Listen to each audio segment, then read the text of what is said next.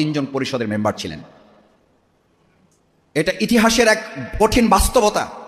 বাংলাদেশ ইসলামী ছাত্র শিবির কতটা মানবতা পরায়ণ, কতটা মানবতাবাদী।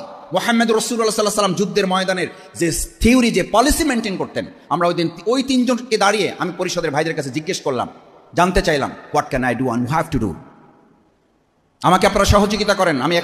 আমি নিজে আবেগ আপ্লুত, আপনারাও আবেগ আপ্লুত। আমাদের ভাইদেরকে যারা হত্যা করেছে সেরকম 14 জনকে এখানে ধরে নিয়ে এসছে আমাদের ভাইয়েরা। পুলিশের কাছে দেওয়া হয় নাই, কারণ পুলিশ তখন আমাদেরকে সহযোগিতা করছে না, আইনের তারা তোয়াক্কা করছে না, বিশ্বাস করছিল না পুলিশের হাতে দিলে কি হবে। আমাদের 3 জন ভাই পরামর্শ দিল, ভাই যদি তাদের ব্যাপারে কোনো সিদ্ধান্ত হতো সেটা যুদ্ধের ময়দানে, সেটা মাঠেই করতে হতো। এখন রুমের মধ্যে ঠান্ডা মাথায় তাদের ব্যাপারে কোনো সিদ্ধান্ত কার্যকর হতে পারে না। আমি তখন বললাম, আপনাদের এই পরামর্শকে ধারণ করেই আমি ভাইদেরকে বললাম, তাদের জন্য শার্ট কিনে নিয়ে আসা হোক, তাদের জন্য গেঞ্জি নিয়ে আসা হোক, তাদের জন্য জুতা কিনে নিয়ে আসা হোক, জুতো নিয়ে আসা হলো, গেঞ্জি নিয়ে আসা হলো, প্যান্ট নিয়ে আসা হলো, কারোর জন্য পাঞ্জাবি কিনে নিয়ে আসা হলো। নিয়ে এসে যখন তাদেরকে এগুলো সব গুছগাছ করে দিয়ে আমরা তাদেরকে ছেড়ে দিচ্ছি, ওই অবস্থায় ওখানেই 14 জনের মধ্যে 4 জন ভাই বললেন যে, ভাই আমাদের ভুলভ্রান্তি হয়েছে, হয় নাই, এ নিয়ে আলোচনা করতে চাই না। আপনাদের এই ব্যবহারে মুগ্ধ হয়ে আমরা আজকে থেকে ইসলামের সাথে কাজ করার জন্য প্রতিশ্রুতি দিচ্ছি।